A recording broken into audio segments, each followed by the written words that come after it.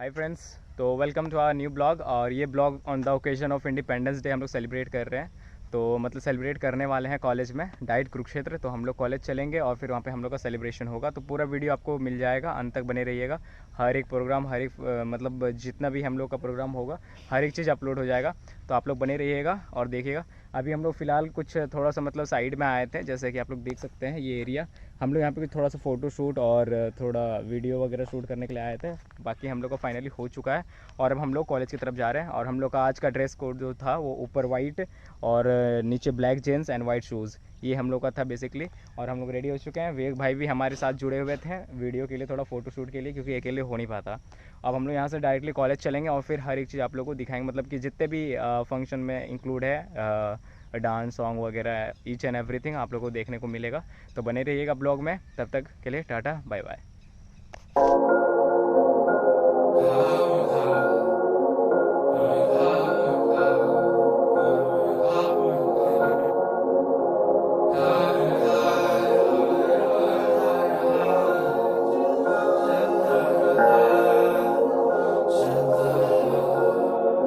मैं खा चला। एंड फाइनली हम लोग अपने कॉलेज पहुंच चुके हैं। This our loving college.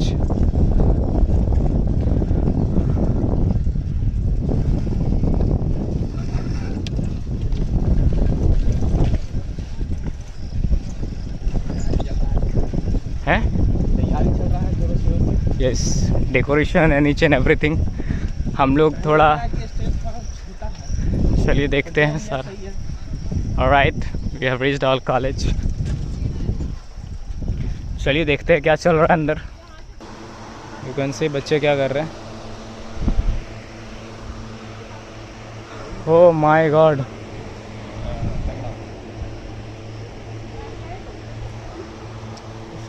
ये मैंने बनाया था वैसे। ये सारे हैंडमेड डेकोरेशन है। ये अपनी एंकर है कॉलेज की। Handmade decoration, everything you are seeing over here, सारी ये हैंडमेड डेकोरेशन है। काफ़ी मेहनत किया बच्चों ने। आई मीन सारे मेरे फ्रेंड्स ही है। Hello Anushka, this is Isha. Anushka hello, this is our anchor, this is our Hrithik, Salman भाई, and that is Sahil, and this is Kaushal. अभी चल रहा है बस तैयारी ज़ोरों शोरों से। एंड एक चीज़ बता दूँ, सारे हैंडमेड डेकोरेशन है ये, कोई भी ऐसे प्रिंटेड या ऐसा कुछ नहीं। अरे बहुत सही लग रहा है भाई, थोड़ा नीचे कर, थोड़ा नीचे कर।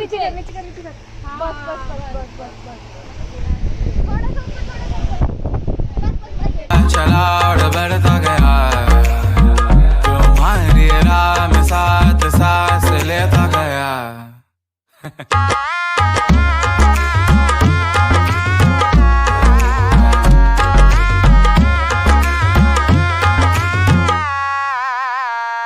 कह दो ना हमें आज तो दे दो ना, एक बात तो छेड़ो ना, जज्बात में खो लेना।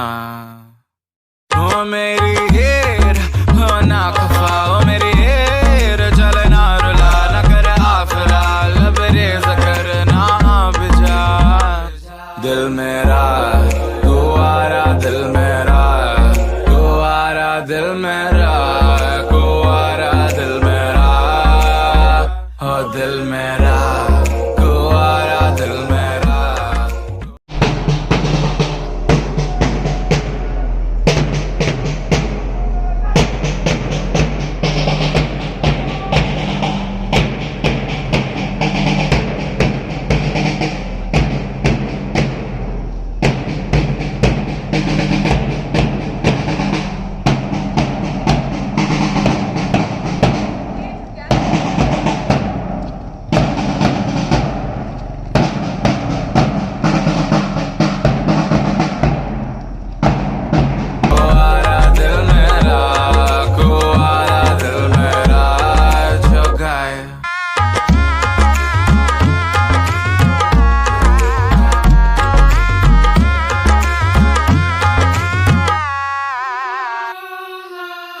फीकी जिंदगानी भर दे तू फागुन के रंग सारे प्राण मेरे।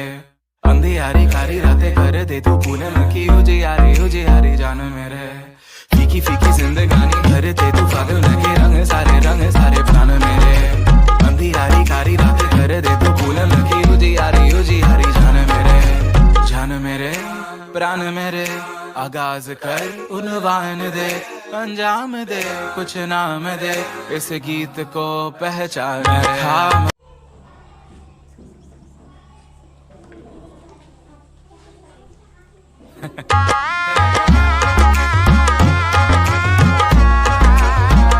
तुम्हारी राह में साथ सांस लेता गया हो मेरी हीर हो ना खफा हो मेरी हीर चलना रुला न कर आफरा लबरेज करना अब जा दिल मेरा तू आया दिल मेरा तू आया दिल मेरा तू आया दिल मेरा हो दिल मेरा तू आया दिल मेरा तू आया दिल मेरा तू आया दिल मेरा जो गाए जैसे कोयल गुनगुनाते हुए तुम तारे टिमटिमाते वैसे अंगना में तुम आए सारी कायनात मुस्कुराए कायनात मुस्कुराए सारी कायनात मुस्कुराए कायनात मुस्कुराए कायनात मैं खा चला और बढ़ता गया तुम्हारी राह में साथ सांस लेता गया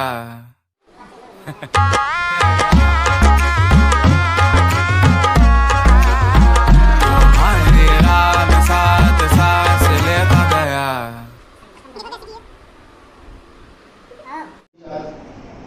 मैडम सुषमा जी बच्ची यहाँ पर है और स्कोरिंग के लिए judgement doctor Ram Gopal ji, doctor Puneet जी और दिव्या जी, अगर किसी क्वेश्चन को लेकर कुछ अस्पष्टता रहती है या कहीं भी अस्पष्टता रहती है किसी कार्य के कारण तो आप लोग हमारा मार्गदर्शन करेंगे। इसमें नेगेटिव नहीं है, नहीं पिछले में भी नहीं।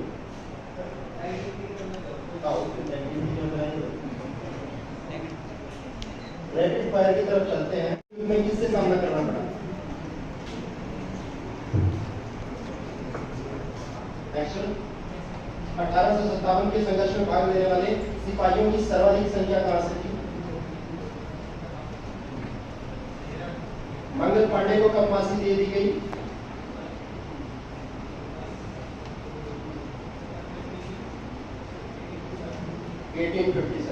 राइट आंसर एक ही आंसर इनका सही रहा है। 8 अप्रैल 1857 के संघर्ष में भाग लेने वाले सिपाहियों की सर्वाधिक संख्या कहां से थी? ऑडियंस में अवध से। बिल्कुल सही है, लेकिन कोई मार्क्स नहीं मिलेगा। और रानी लक्ष्मीबाई को अंतिम युद्ध में जिस अंग्रेज अधिकारी का सामना करना पड़ा था। आप सभी मनुभावों का मेरे कॉलेज के इस प्रांगण में हार्दिक स्वागत एवं तहे दिल से इस्तकबाल करती हूँ। आज़ादी का अमृत महोत्सव एक अवसर है अपनी महान एवं गौरवशाली यात्रा का अवलोकन करने का। ये वक्त है इस देश की आज़ादी के लिए ज्ञात और अज्ञात शहीदों को नमन करने का एवं उनकी कुर्बानियों को सजदा करने का। यह वीर अनेक जिस पर जाए वीर अनेक। प्रधानमंत्री नरेंद्र मोदी ने 12 मार्च 2021 को उस साबरमती आश्रम से आज़ादी का अमृत महोत्सव की शुरुआत की, जहां से महात्मा गांधी ने दांडी मार्च कर अंग्रेज हुकूमत की ताबूत पर एक और कील ठोक दी थी। 15 अगस्त 2022 को 75 हफ्तों का ये कार्यक्रम संपन्न होना था, लेकिन सरकार ने हैं हम कि दर्द ए वतन की दवा चाहते हैं, इस उजड़े हुए गुलशन ए हिंद को फिर हरा और फूला फला चाहते हैं। स्वतंत्रता संग्राम के दौरान भारत माता की छवि भारतीयों के मन में राष्ट्रवाद की भावना पैदा करने के लिए किया गया था।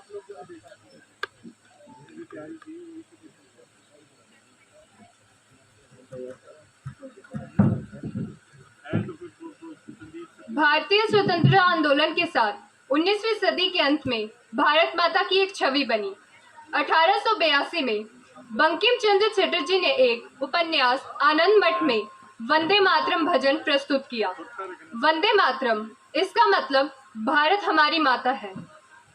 नृत्य एक दिव्य कला है जो लोगों को विचारों को, भावनाओं की एक विस्तृत श्रृंखला को व्यक्त करने की अनुमति देता है, जो ज्यादा व्यक्त न लेते हो।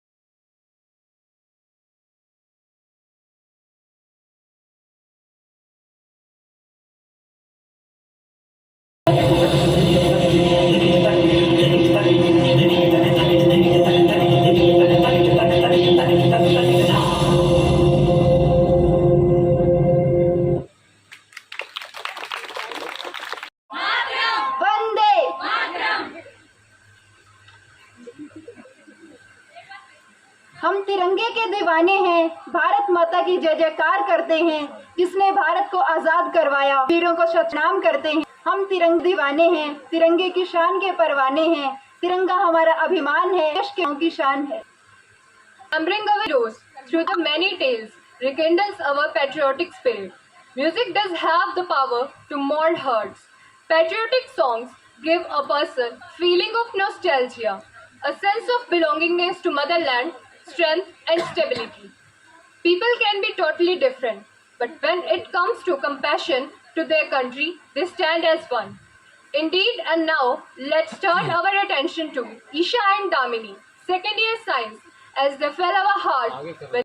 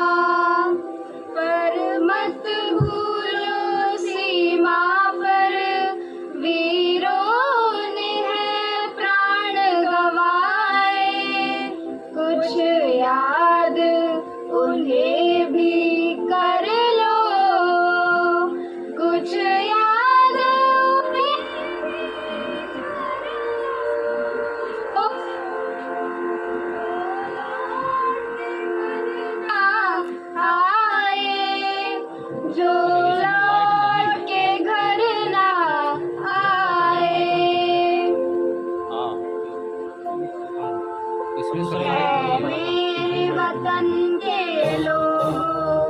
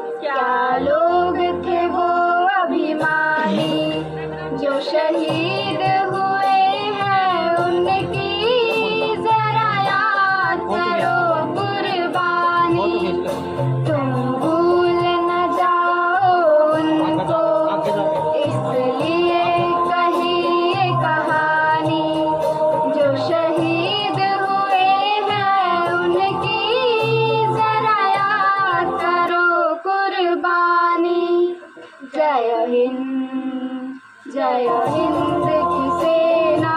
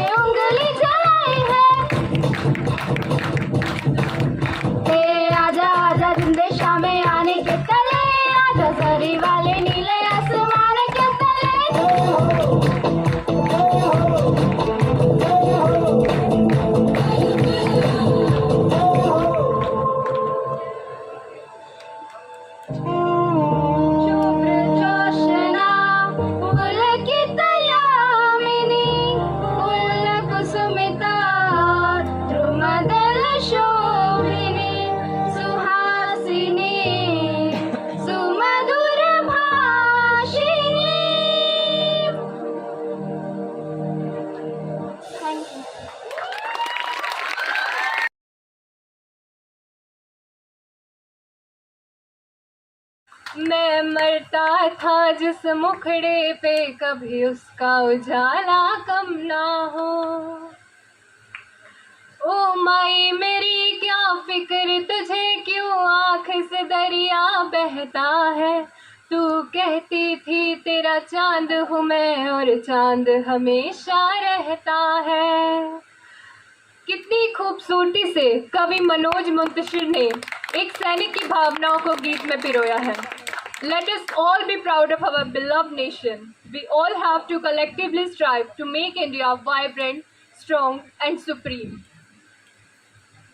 न पूछो जमाने को क्या हमारी कहानी है, हमारी पहचान तो सिर्फ ये है कि हम हिंदुस्तानी हैं। इसके साथ हम आपसे अभी के लिए विदा लेते हैं और मंच संचालन का कार्यभार अब हमारे मित्र अवनिका और निकिता संभालेंगे और इस कार्यक्रम को आगे बढ़ाएंगे। एक बार उनका हौसला बढ़ाते हुए जोरदार तालियों के साथ स्वागत करें। धन्यवाद।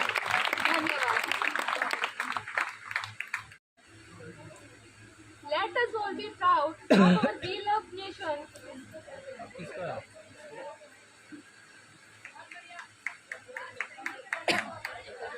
Let us all be proud of our beloved nation. We all have to collectively strive to make India vibrant, strong and supreme. A very and prosperous 77th Independence Day to all the beautiful and elegant citizens of India. With this inspirational saying, I, Nikita, and I, Avnika, feel incredibly proud of hosting this auspicious day. 3 रंग का तिरंगा अपना हम तिरंगा फहराते हैं। 15 अगस्त को हम मिलकर आज़ादी का जश्न मनाते हैं। इस आज़ादी को पाने को वीरों ने बलिदान दिया। भगत सिंह, झांसी रानी ने इस जग में नाम किया। वीरों को नमन है, करते शौर्य की गाथा गाते हैं। 15 अगस्त को हम मिलकर आज़ादी का जश्न मनाते हैं। आज यही है, इस आज़ादी पाने लाखों ने जान गंवाई है। आज़ादी का कोई यही तरफ अपनाते हैं। 15 अगस्त को हम मिलकर आज़ादी जश्न मनाते हैं। आज़ादी अपनी आज़ादी अनुमोदन भारत माँ पर न्यौछावर है अपना तन मन और जीवन। आज़ादी न छीनने देंगे, यही बात दोहराते हैं। 15 अगस्त को हम मिलकर आज़ादी का जश्न मनाते हैं। Thanks to all. Thanks to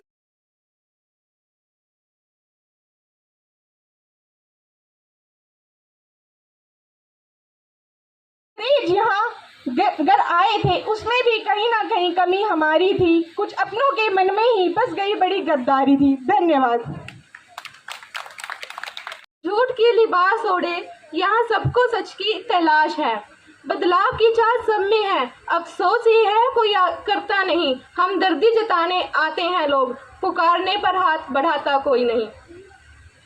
कटा जब शीर्ष सैनिक का तो हम सब चुप रहते हैं। कटा एक सीन पिक्चर का तो सब बोल जाते हैं। Now I would like to call Aditi from BSc B.Ed first year on the stage to present her speech. BSc B.Ed, आज मैं आप सबसे आज़ादी के अवसर पर एक अहम प्रश्न और विचार अपने प्रकट करना चाहती हूँ। क्या हम सच में स्वतंत्र हैं? देश की आज़ादी के 77 साल हो गए हैं, लेकिन क्या हमारी मानसिकता आज़ाद है?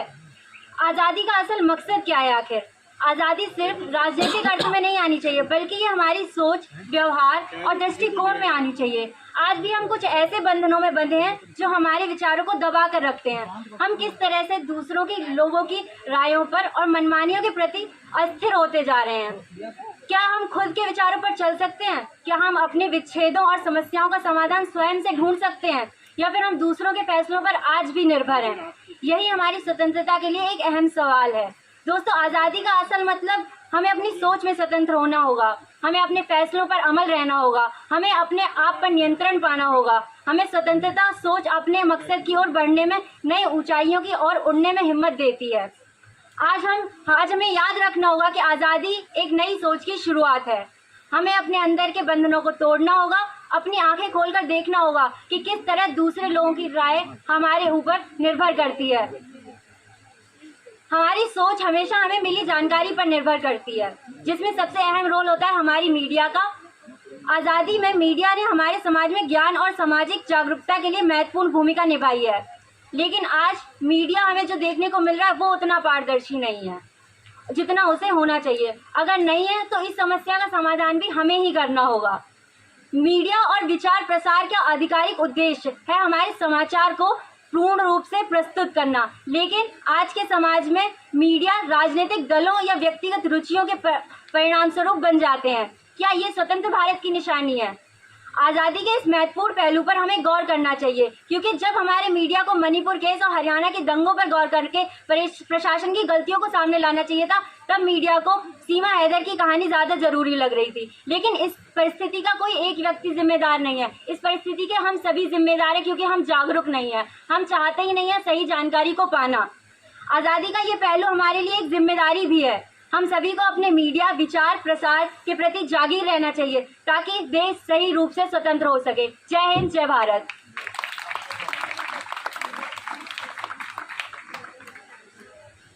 थैंक्स अदिति। एक सैनिक ने क्या खूब कहा है, किसी गजब खुशबू को महकता छोड़ आया हूँ, मेरी नन्ही सी चिड़िया को चहकता छोड़ आया हूँ, मुझे छाती से तू अपनी लगा लेना है भारत माँ, मैं अपनी माँ की बाहों को तरसता छोड़ आया हूँ। जब एक बेटा शहीद होता है सारा जग रोता है। जिस दिन तू शहीद हुआ न जाने किस तरह तेरी माँ सोई होगी। मैं तो इतना जानूं वह गोली भी तेरे सीने में उतरने से पहले रोई होगी। इसी के साथ मैं स्किट के लिए बुलाना चाहूंगी BA B.Ed सेकेंड ईयर की छात्राओं को। A huge round of applause for our next performing group. नमस्कार माननीय प्रधानाचार्य जी, महोदय जी, उपस्थित सभी अतिथिगण एवं मेरे प्रिय साथियों, आज हम यहाँ पर अपने देश का 77वां स्वतंत्रता दिवस मनाने गिर जाएगा इस साइड का बनाओ। सबसे पहले मैं आप सबको स्वतंत्रता दिवस की बधाई देती हूँ। ये दिन आज़ादी के लिए अपना बलिदान देने वाले सेनानियों को याद करने का दिन है। आओ देश का सम्मान करें, आओ देश का सम्मान करें, शहीदों की शहादत याद करें, शहीदों की शहादत करें। एक बार फिर से राष्ट्र की कमान हिंदुस्तानी अपने हाथ धरें, हिंदुस्तानी अपने हाथ धरें। आओ स्वतंत्रता दिवस का मान करें। हम आज आपके समक्ष एक प्रस्तुति लेकर प्रस्तुत हुए हैं। ये कहानी है एक ऐसे परिवार की जिसने एक पत्नी ने अपने पति को अपने देश के प्रति समर्पित कर दिया, जिन्हें शहीद हुए 2 महीने भी नहीं हुए थे। तो आइए देखते हैं उस घर का दृश्य।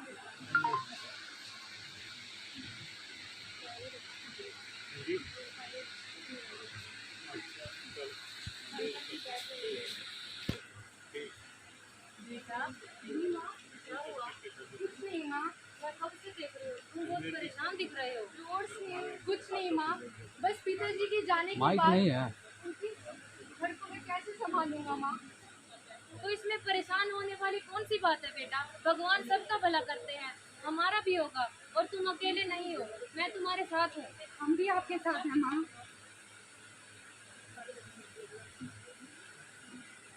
अरे माइक ही नहीं है यार, इसमें बोले दिक्कत नहीं।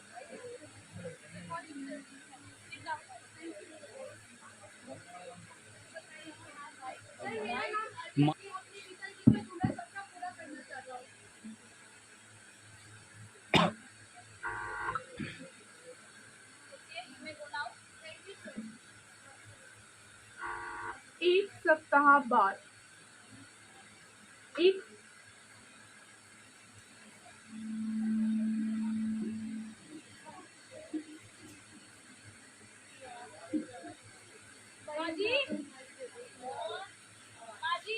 अजय के नाम डाक आया।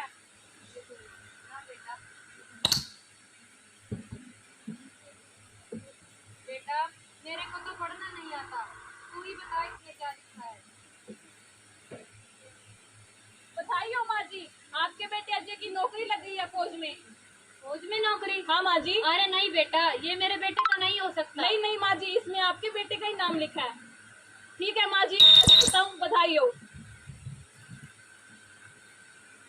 हे राम, फौज में नौकरी? हे राम, सत्यानाश हो इस लड़के का।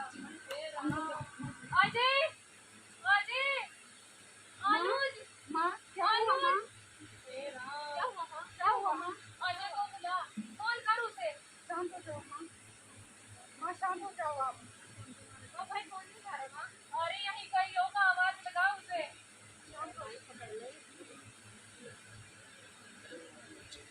माइक कोई नहीं पता है।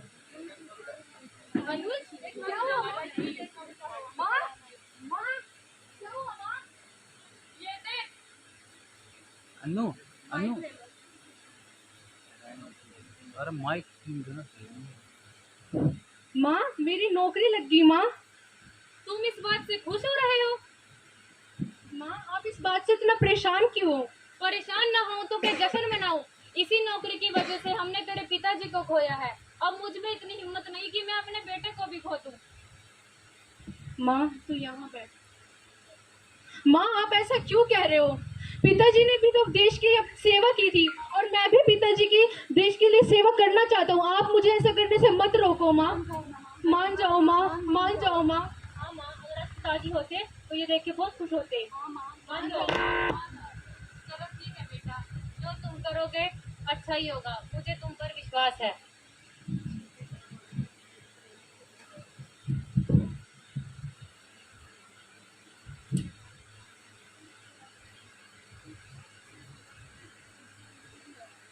जैसा कि आपने देखा, अजय की माँ उसकी फौज की नौकरी के लिए मान जाती है और अजय अपनी फौज की नौकरी के लिए निकल पड़ता है।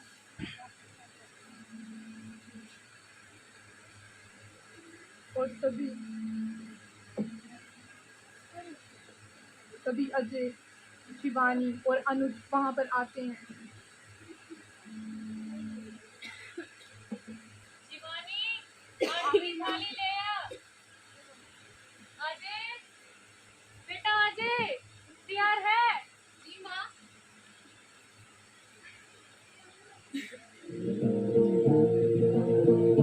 यूं ना लम्हा लम्हा मेरी याद में होके तन्हा तन्हा, मेरे बाद में नैना अश्क न हो माना, कल से होंगे हम दूर नैना अश्क न हो, नैना अश्क न हो।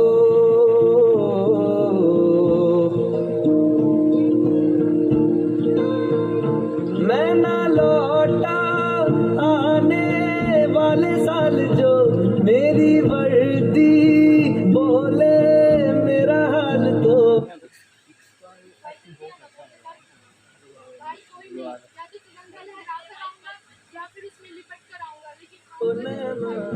अश्क न हो ये समझना मैं हूँ मजबूर।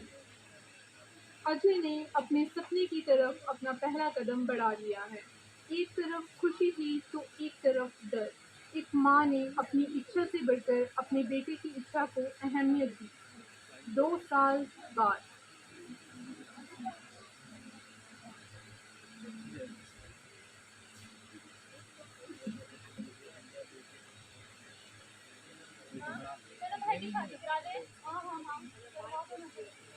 अरे बेटा, सोच तो मैं भी यही रही थी काफी दिनों से, लेकिन शादी तो करवा दे। तुम्हारे भाई को तो आने दो।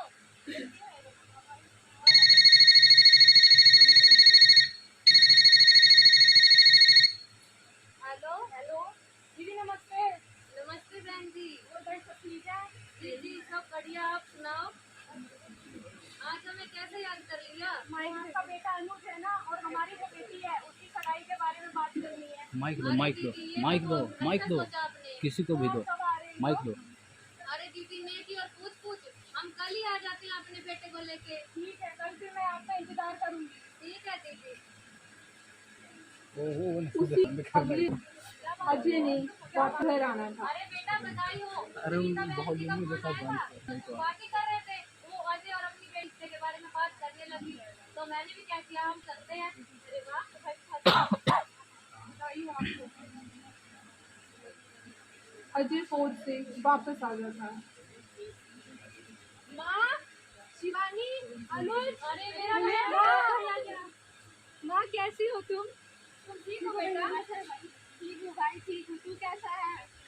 अरे बेटा, हम तेरे बारे में ही अभी बात कर रहे थे। पर किस? बस तू कल अच्छे कपड़े पहनकर तैयार रहना। ठीक है माँ, आपकी शादी हो गई। तू भाई की शादी हो, भाई की शादी हो।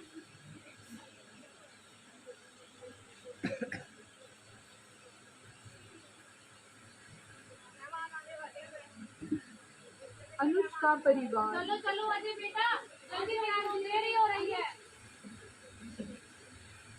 ओ बहन जी, बहन जी नमस्ते। नमस्ते, आपका इंतजार है। बैठिए बैठिए बैठिए।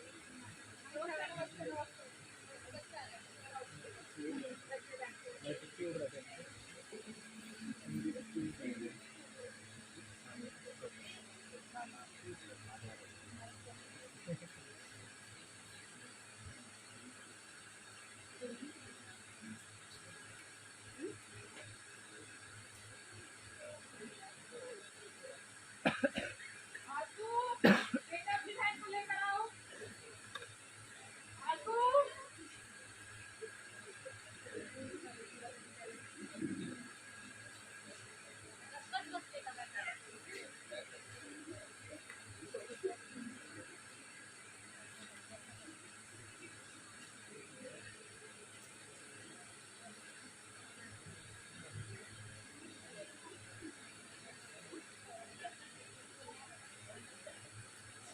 ताली मारो ना, ये सामने के बैठ के ताली मारे।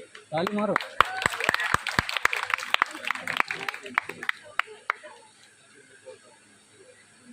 असली का लड्डू है वो तो।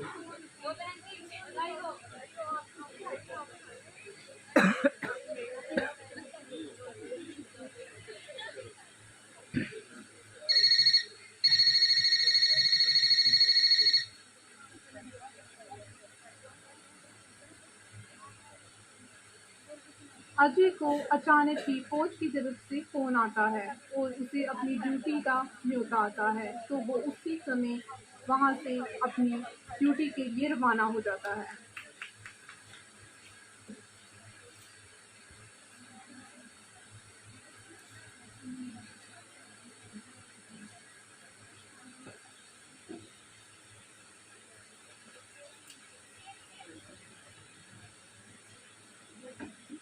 दो साल बाद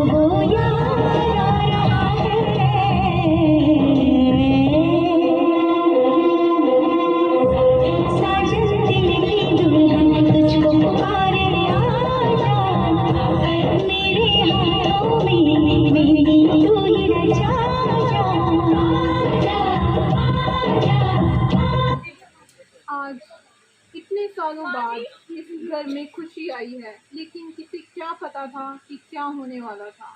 आखिरकार वो दिन आ ही गया जब एक माँ ने अपने बेटे की राह में पलके बिछाए बैठी थी। आइए देखते हैं कि अजय की माँ को क्या राह मिला।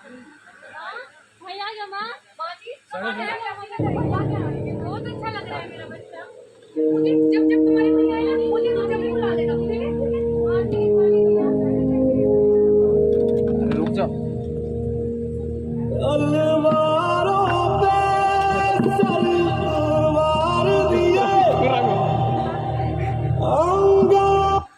अरे कहाँ है मेरा बेटा? भैया कहाँ है? बताइए कुछ से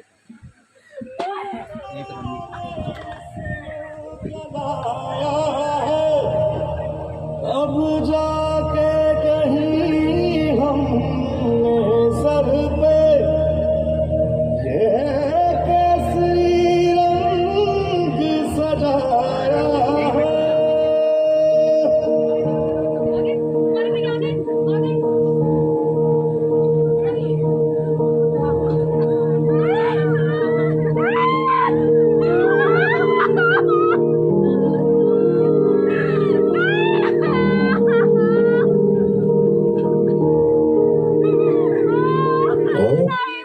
करण करण ये चेयर उधर पे, वो वाला चेयर, वो वाला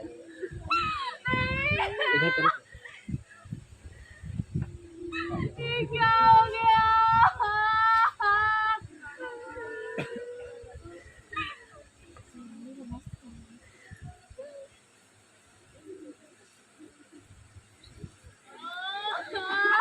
पानी चला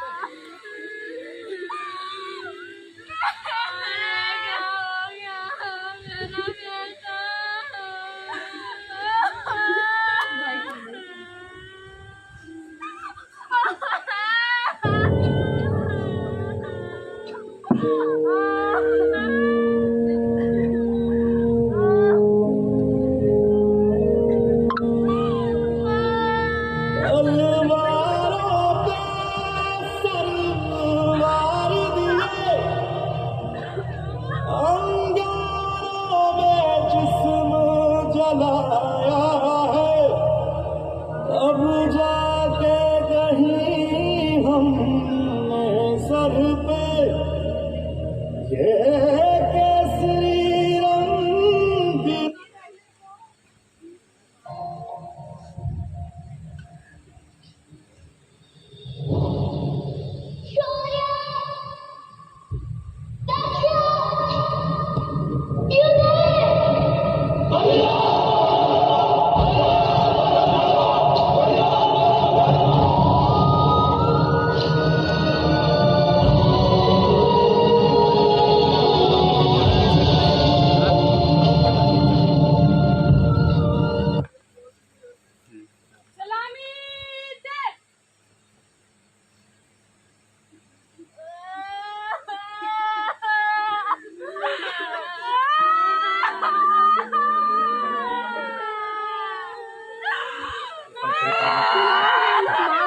उस पत्नी को, उस पिता को, उन परिवारों को जिन्होंने अपने दिल के टुकड़े को इस देश के लिए न्यौछावर कर दिया। आज सलाम है उनको जिनके कारण ये दिन आता है। आज सलाम है उनको जिनके कारण ये दिन आता है। खुश नसीब होती है वो माँ, खुश नसीब होती है वो माँ जिनके बच्चों का बलिदान इस देश के काम आता है, इस देश के काम आता है। धन्यवाद।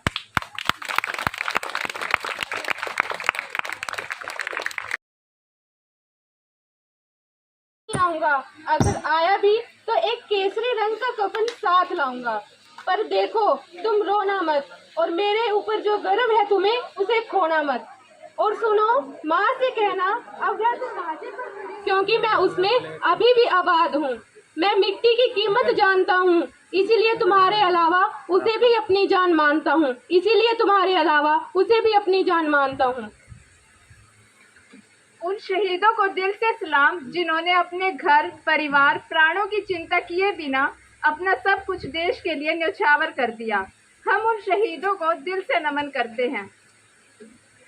कुछ हाथ से उसके फिसल गया, वो पलक झपक कर निकल गया।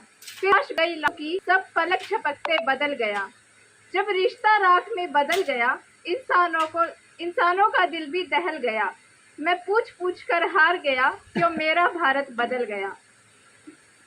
ज्यादा समय जाया न करते हुए अब मैं बुलाना चाहूंगी कविता के लिए BA B.Ed फर्स्ट ईयर से अंजलि को। जोरदार तालियों से स्वागत कीजिए। लोकतंत्र नामक कविता आपके समक्ष प्रस्तुत करती हूँ।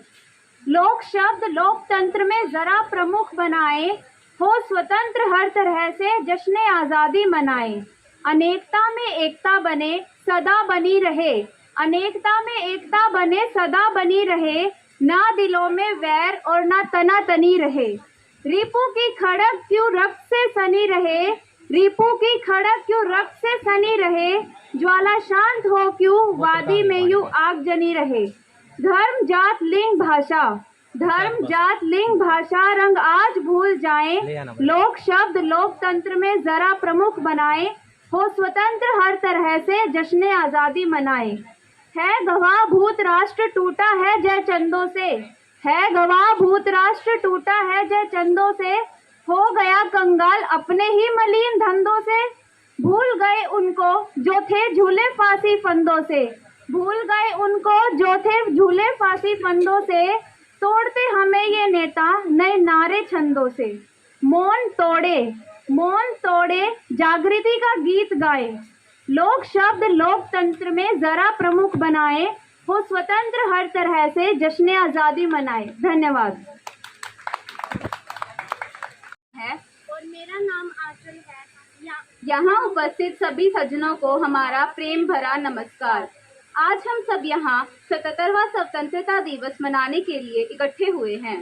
इस साल के स्वतंत्रता दिवस का थीम है नेशन फर्स्ट ऑलवेज फर्स्ट। देश प्रथम है राष्ट्र प्रथम है, देश प्रथम है राष्ट्र प्रथम है। हर माथ तिरंगा हर हाथ तरक्की, भारत माँ का जयकार प्रथम है। रक्षा करता सीमा का हर जवान, अन्न उपजाता जो हर किसान, सेवा में तत्पर सुबह और शाम, उस सेवक का सत्कार प्रथम है। देश प्रथम है राष्ट्र प्रथम है। स्वतंत्रता दिवस के इस शुभ अवसर पर हम अपने विचारों को पंक्तिबद्ध तरीके से व्यक्त करने जा रहे हैं, ताकि आप उस दौर की मार्मिकता को समझ पाएं कि आखिर ऐसी क्या जरूरत आन पड़ी थी कि लोगों को जान की बाजी लगानी पड़ी। ऐसी कौन सी विपदा आन पड़ी थी कि लोगों को कुर्बानी देनी पड़ी। तो आइए हम अपने भाषण का प्रमुख हिस्सा आपके सामने रखते हैं और आशा करते हैं कि ये आप सबको जरूर पसंद आएगा। क्या समझोगे तुम इस युग में, क्या समझोगे तुम इस युग में कि प्राण गंवाने का डर क्या था। क्या समझोगे तुम इस दौर में कि अंग्रेजों के प्रताड़न का स्तर क्या था। क्या देखा है रातों रात पूरे गांव का जल जाना। क्या देखा है वो मंजर बच्चों का भूख से मर जाना। कहने को धरती अपनी थी पर भोजन का न एक निवाला था।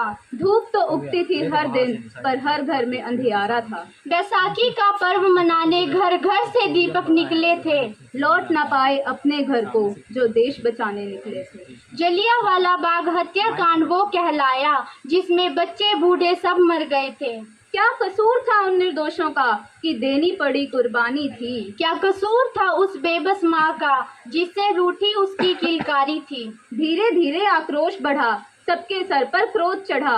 गांधी जी ने असहयोग आंदोलन चलाया तो हमने भी चोरा चोरी कांड किया। हमें बेबस समझते थे इसलिए हम पर हुकूमत करते थे, पर देश पर जान कुर्बान करने से ना हम भारतवासी डरते थे। बहुत हुआ था तानाशाही, अब तो देश को वापस पाना था।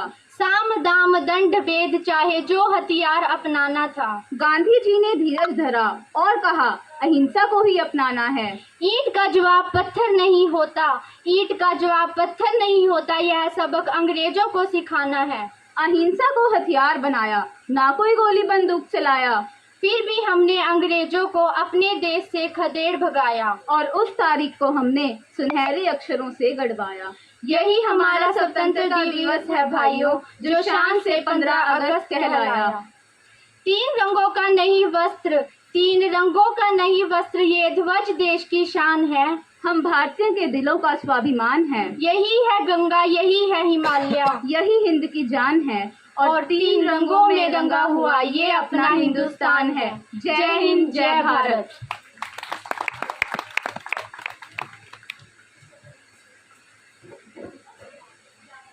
फीकी पड़ी महफिल को आपका साथ चाहिए, तालियों के साथ आप सबका प्यार चाहिए। जान तभी आएगी महफिल में, तालियों की झनकारों से उठने वाले आपके हाथ चाहिए। अब मैं मंच पर बुलाना चाहूंगी तमन्ना, खुशी, साक्षी, आरवी को उनके प्यारे से वतन वतन मेरे आबाद रहे तू, वतन वतन मेरे आबाद रहे तू, मैं जहाँ रहूँ जहाँ में याद रहे तू, मैं जहाँ रहूँ जहाँ में याद रहे तू, वतन मेरे वतन, ऐ वतन मेरे वतन, तू ही मेरी मंजिल है पहचान तुझी से, तू ही मेरी मंजिल है पहचान तुझी से, पहुँचूं मैं जहाँ भी मेरी बुनियाद रहे तू, पहुँचूं मैं जहाँ भी मेरी बुनियाद रहे तू।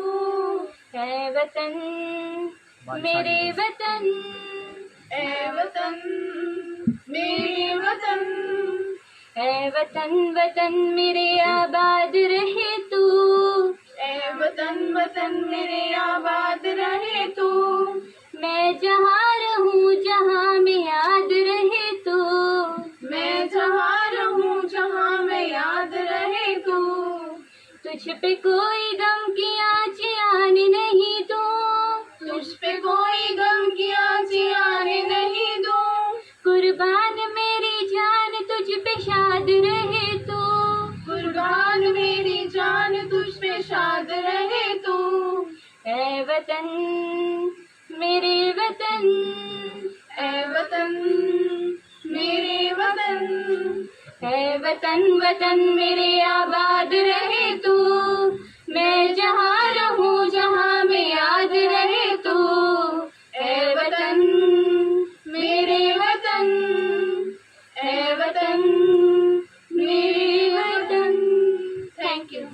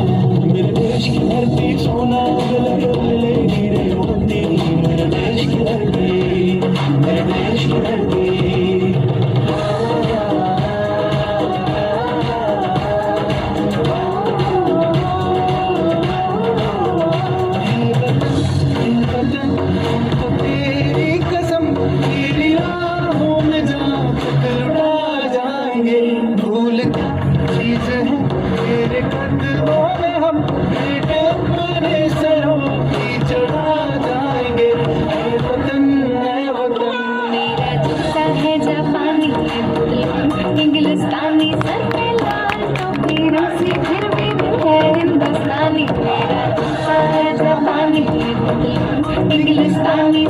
लाल टोपी रूसी फिर भी है हिंदुस्तानी।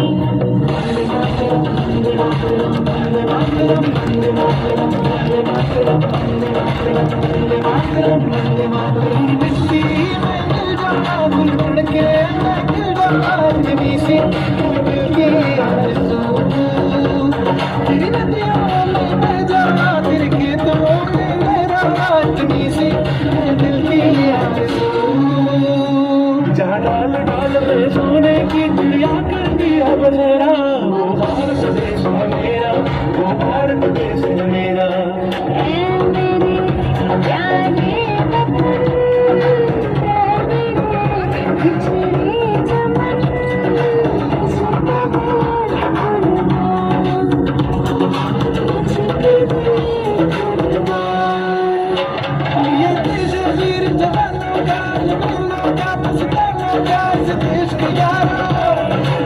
इश्क यारों का कहना ये कैसे दुनिया का कहना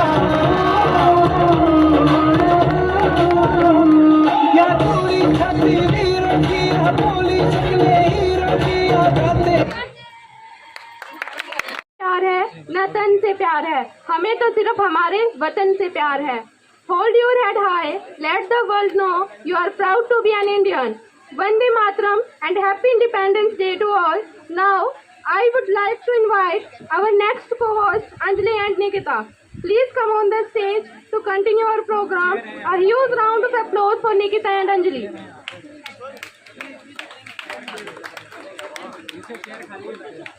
धन्यवाद निकिता और अवनिका दी। मैं अंजलि, मैं निकिता प्रथम वर्ष की छात्राएं कार्यक्रम को उसके तीसरे चरण पर ले जाते हैं। साथियों, एक तड़प, एक सिहरन, एक हुक सी दिल में उठती है जब हम उन गुलामी के दिनों के बारे में पढ़ते हैं।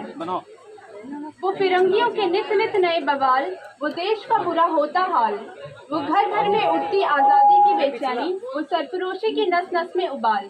आज जितना हम जानते समझते हैं ये दास्तां उससे भी कहीं ज्यादा गहरी और महान है।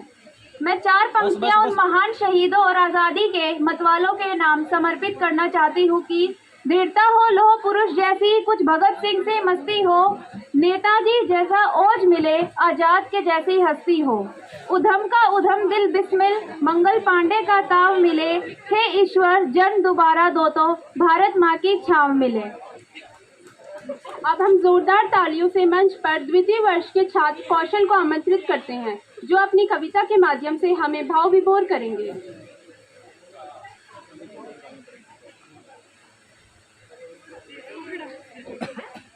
सुप्रभात आप सभी को। मैं कौशल कुमार आपके समक्ष एक कविता प्रस्तुत करने जा रहा हूँ। आशा करता हूँ कि आप सभी मेरी कविता को ध्यानपूर्वक सुनेंगे और मेरा आप सबसे एक विनम्र निवेदन है कि इस कविता की जो लाइन आपके हृदय को छुए वहाँ पे तालियों की गड़गड़ाहट से मेरा मनोबल बढ़ाइएगा। और मैं अपनी कविता कुछ इस तरह प्रस्तुत करने जा रहा हूँ। वो जो सीमा पे खड़ा रहता है और जिस दिन उसका शव यहाँ आता है, क्या बीतती है उस माँ पे। एक पंक्ति में कहता हूँ, ध्यानपूर्वक सुनिएगा कि जिस दिन तू शहीद हुआ, जिस दिन तू शहीद हुआ, न जाने किस तरह तेरी माँ सोई होगी। मैं तो बस इतना जानूं कि वो गोली भी तेरे सीने में उतरने से पहले रोई होगी। इस कविता की भूमिका में एक छोटी सी बात कहता हूँ। राजस्थान में एक जगह है झुंझुनू। इस कविता की भूमिका को समझिएगा और कोशिश करिएगा कि आप सभी लोग ध्यानपूर्वक इस कविता को सुने। झुंझुनू में एक सैनिक शिवराम, जब आपको मालूम हुआ कि अटैक हुआ था पुलवामा वाला, उसमें 3 आतंकी मारे गए थे और मारने वालों में से एक सैनिक शिवराम भी थे, किंतु वो खुद शहीद हो गए। शिवराम जब शहीद हुए, उनकी पत्नी सुनीता 9 माह की गर्भवती थी, अस्पताल में 9 माह की गर्भवती। और शिवराम जब शहीद हुए, उनका अस्थि कलश आया। 9 माह की गर्भवती अस्पताल से निकली, अपने पति को कांधा देती है, ये हिंदुस्तान है। वो कांधा देने निकल गई, जिसके पेट में एक बच्चा है। ये कविता वो बच्चा अपनी माँ और अपने पिता के लिए कह रहा है। आप सभी सुनिएगा। एक किलकारी बोली नियति से। जब बच्चा पैदा होता है, एक किलकारी के समान होता है। एक किलकारी बोली नियति से कि आंसू मत बहाओ, ना भीगने दो नयन को। एक किलकारी बोली नियति से कि आंसू मत बहाओ, ना भीगने दो नयन को। वेदना और करुणा का भाव ना लाओ, कहना चाहता हूँ वतन को। मैंने अभी तक आंखें नहीं खोली है और माँ पिता के संबोधन की भाषा नहीं बोली है। लहू का रंग क्या होता है ये मैंने जाना नहीं है। लहू का रंग क्या होता है ये मैंने जाना नहीं है। पर व्यथित हूँ मैं, ये मैंने माना नहीं है। अरे मुझसे ज्यादा भाग्यशाली कौन है बताओ तो। अरे मुझसे ज्यादा गौरवशाली कौन है दिखाओ तो। मैं हूँ उस पिता की संतान जिसने पीठ नहीं दिखाई, जिसने शत्रुओं पर गोलियां बरसाई, जो सीना तान के राष्ट्र के लिए खड़ा रहा, जो तिरंगे की आन है यूं अड़ा रहा, जिसके नेत्र ज्वाला से भभकते रहे, जो शत्रु संघार के अंगारे दहकते रहे, जिसने कसम खाई हिंदुस्तान की और जान न बख्शी आतंकी कामरान की। वो अमृत की वेदी है, ना कि उनकी चिता है। वो अमृत की वेदी है, ना कि उनकी चिता है। गर्व है कि शहीद मेरे पिता है। और माँ मेरी माँ। वो किलकारी अब सुनीता से बात कर रही है कि माँ मेरी माँ, तुम तो सीमा पर ना रही, तुम कितनी महान हो गई। तुम तो सीमा पर ना रही, पर तुम कितनी महान हो गई। तुम ना रही, तुम हिंदुस्तान हो गई। तुम ना रही, तुम हिंदुस्तान हो गई। अरे भीग गई जब वतन की करोड़ों पलके, अरे भीग गई जब वतन की करोड़ों पलके, पर वीरता की प्रतिमूर्ति तुम्हारे आंसू ना छलके। वीरता विश्वास की गाथा जब चेतना में समाई, तब पिता का अस्थि कलश उठाने तुम स्वयं चली आए। अरे जिस देश पे मिटने को मेरे पिता की जवानी खड़ी हो, जहां मेरी माँ की तरह शक्ति की कहानी बनी हो, तब मत समझना कि मैं किसी शोक में हूँ, तब मत समझना कि मैं किसी शोक में हूँ। गर्व है माँ मुझे कि मैं तेरी कोख में हूँ, गर्व है माँ मुझे कि मैं तेरी कोख में हूँ। गर्व है कि तुम्हारी हिम्मतों का जुनून मुझ में है, गर्व है कि तुम्हारी हिम्मतों का जुनून मुझ में है। गर्व है कि पिता के राष्ट्र का भक्ति का खून मुझ में है, गर्व है कि पिता के राष्ट्र भक्ति का खून मुझ में है। माँ का साहस, पिता का बलिदान मुझ में है। हाँ हाँ हिंदुस्तान मुझ में है, हाँ हाँ हिंदुस्तान मुझ में है। सुनीता राम मुझ में है, सुनीता राम मुझ में है। Thank you. उस भाव को जागृत किया जिससे हम अपने जवानों पर गौरव महसूस करते हैं। अब हम मंच पर जयदेव सर को बुलाना चाहते हैं।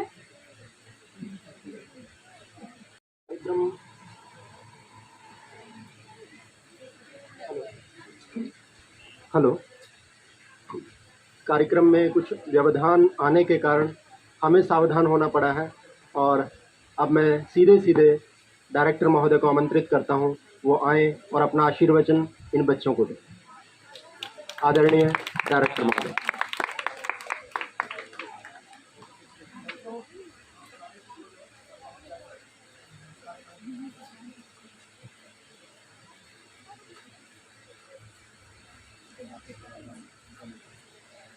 तो 77वें स्वाधीनता दिवस की आप सभी को बहुत बहुत शुभकामनाएं।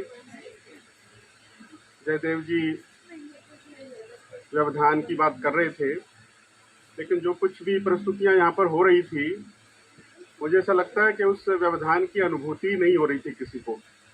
कार्यक्रम जो अपने आप में अभी जो कविता प्रस्तुत हुई, उससे पहले एक बड़ा ही हृदय को द्रवित करने वाली एक नाटिका प्रस्तुत हुई। कुछ बीच में भाषण हुए जिनमें बड़ी विचारोत्तेजक सामग्री और चिंतन की कणिकाएं ये सब प्रस्तुत हुई। तो जो भी विद्यार्थियों ने इसमें भागीदारी की है, निश्चित तौर पर उन्होंने कई दिन इसके लिए मेहनत की होगी, कई दिन इसका अभ्यास भी किया होगा। तो मैं उन सबको साधुवाद देना चाहता हूँ, उनका अभिनंदन करना चाहता हूँ कि कुल मिलाकर के आज का जो ये अवसर है, इस अवसर को उन्होंने एक बहुत ही सुंदर भाव प्रवण कर देने वाले अवसर के रूप में परिणत कर दिया। ये निश्चित तौर पर वे बधाई के पात्र हैं। एक दो निवेदन, एक दो सलाह मैं आप सबको देना चाहता हूँ। जैसे आज जो बातें हुई, ये आज़ादी हमको कितने बलिदानों से मिली, कितने कष्टों से मिली, कितने सारे लोगों ने अपनी शहादत दे दी, अपने प्राण गंवा दिए। प्राय करके उनको याद करने के हम 2 ही दिन, या तो 15 अगस्त के दिन या 26 जनवरी के दिन, ये थोड़ा सा समय निकालते हैं, इस प्रकार का एक वातावरण पैदा करते हैं। मेरी सलाह आपको ये है कि ये भाव हमारे मन का एक स्थायी भाव बनना चाहिए। हम प्राय करके घूमने जाते हैं, कहीं भी यात्रा के लिए जाते हैं। अपना ये जो देश है, इसमें ये जो आज़ादी की जो लड़ाई लड़ी गई, ये विश्व के इतिहास में अभूतपूर्व थी। 1857 में प्रथम स्वतंत्रता संग्राम हुआ और 1947 में हमें आज़ादी मिली। सीधे 90 साल तो यही हैं, लेकिन इस 90 सालों से पहले भी बहुत सारी ऐसी घटनाएं हुई जो भारत की आज़ादी की लड़ाई की और एक तरह से पृष्ठभूमि निर्माण की जिन्होंने। और ऐसा भी नहीं है 1947 में हम पूर्ण रूप से आज़ाद हुए। देश के कई हिस्से ऐसे थे जिनको 1947 के बाद आज़ादी मिली। कोई फ्रांस के आधिपत्य में थे, पुर्तगाल के आधिपत्य में थे। उन सब क्षेत्रों को 1957, 53, 54 तक भी हमारी आज़ादी की लड़ाई चलती रही। तो दुनिया के इतिहास में सबसे अभूतपूर्व और सबसे लंबी और जिसमें सबसे ज़्यादा लोगों ने अपने बलिदान दिए, ऐसी ये हमारी रोमांचकारी आज़ादी की कहानी है। तो इसको याद करना और इससे जो संबल प्राप्त करना, इससे गौरव की अनुभूति प्राप्त करना, ये केवल 1 दिन का या 2 दिन का विषय नहीं होना चाहिए। ये हमारे मन का एक स्थायी भाव बनना चाहिए। आप जरा एक बार जरा कल्पना कीजिए कि किस प्रकार का अपना देश है। आज हम यहाँ कुरुक्षेत्र में बैठे हैं, आप चले जाइए उत्तर में, आप चले जाइए दक्षिण में, आप चले जाइए पूर्व में, आप चले जाइए पश्चिम में, थोड़ी सी जरा कल्पना करके देखिए।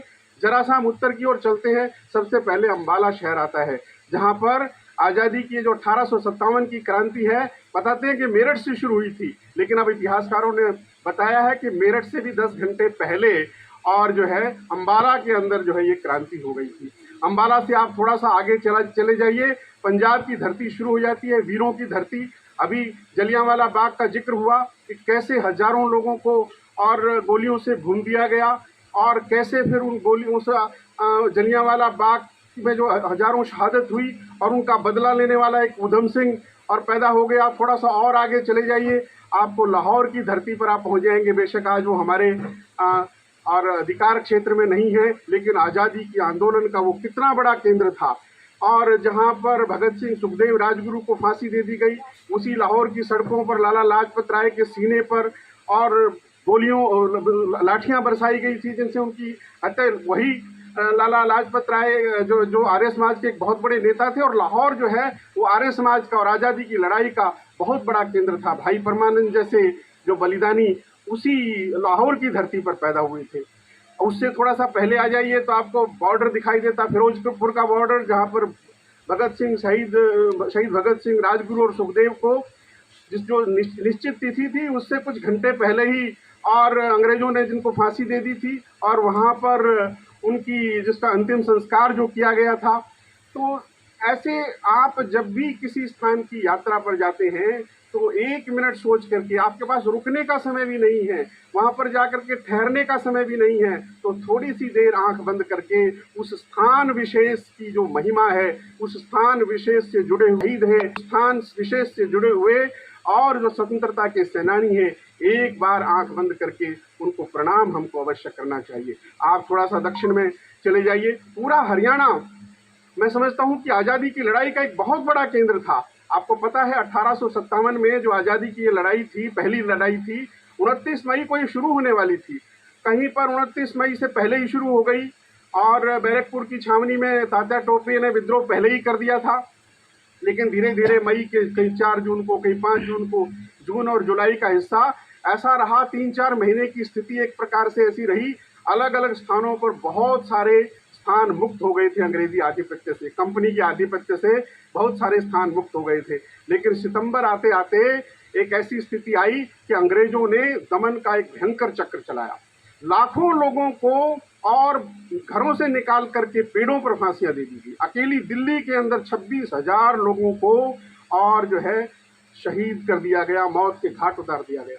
हरियाणा में हांसी से लेकर हिसार तक, कुरुक्षेत्र के क्षेत्र में, अम्बाला के क्षेत्र में गांव के गांव ऐसे थे जिनको और इसको शहीद कर दिया गया। आप दिल्ली से थोड़ा आगे चले जाइए, आपको मेरठ दिखाई देगा जो आज़ादी की लड़ाई का एक बहुत बड़ा केंद्र था, और थोड़ा सा आगे चले जाइए तो लखनऊ दिखाई देगा, जहां पर बहुत बड़ा हुआ स्वाधीनता सेनानियों का एक केंद्र रहा और बड़ा गौरवशाली। जैसे दिल्ली के अंदर अकेले 25,000 लोगों की शहादत हुई थी प्रथम स्वाधीनता संग्राम में, लखनऊ दूसरा ऐसा स्थान था जहां पर 20,000 से अधिक लोगों की शहादत हुई थी।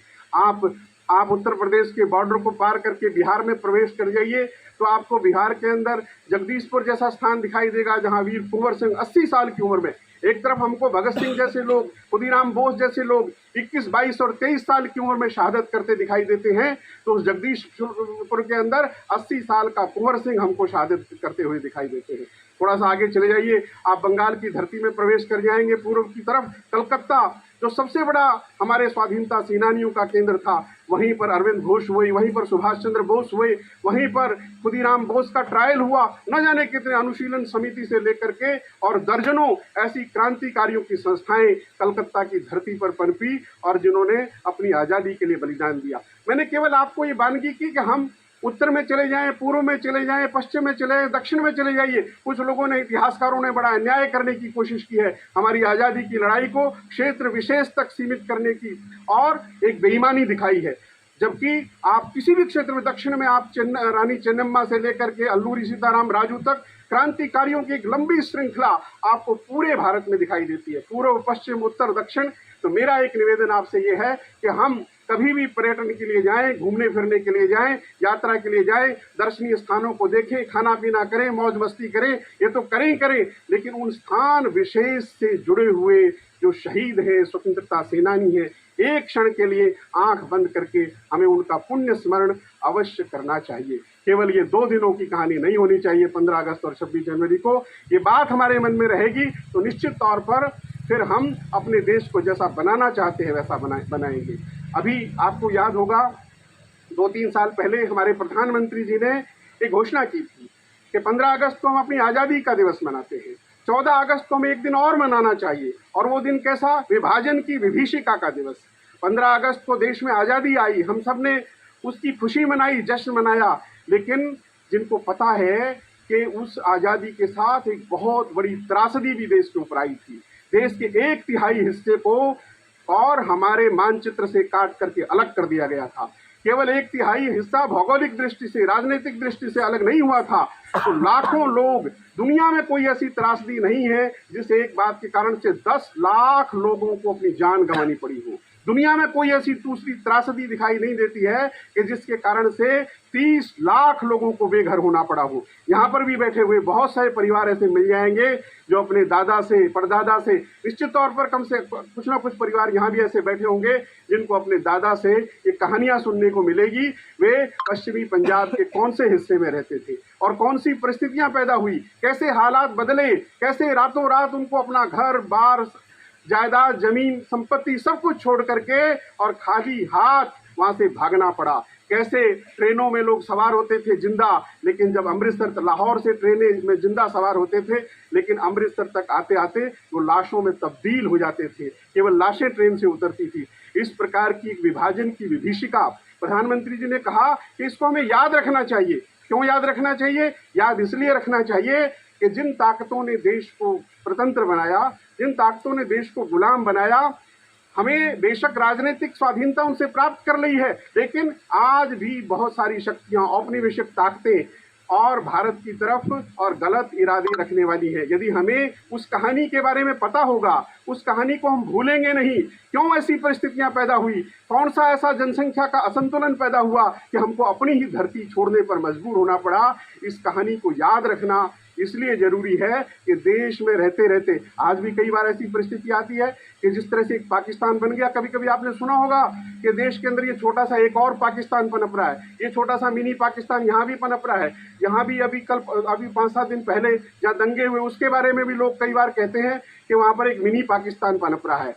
तो ये जो कहानियाँ हैं, हमें विभाजन की विभीषिका का दिवस मनाने की जो बात हुई और प्रधानमंत्री जी ने जो आह्वान किया, कल सारे सीबीएसई की तरफ से भी एक सर्कुलर हुआ, सीबीएसई के सब विद्यालयों में भी विभाजन विभीषिका दिवस मनाया गया।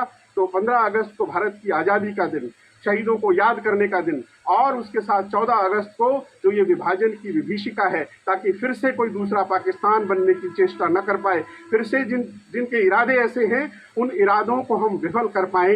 ये मैं समझता हूँ कि एक बहुत बड़ी बात है जिसको हमें ये छोटी एक दूसरा निवेदन, पहला निवेदन मैंने कहा कि ये शहीदों को याद करने की बात केवल 2 दिन का अफेयर नहीं होना चाहिए। दूसरी बात मैंने कहा कि ये केवल शहीदों को याद करने के साथ साथ उस त्रासदी को भी अपने मन में याद रखना।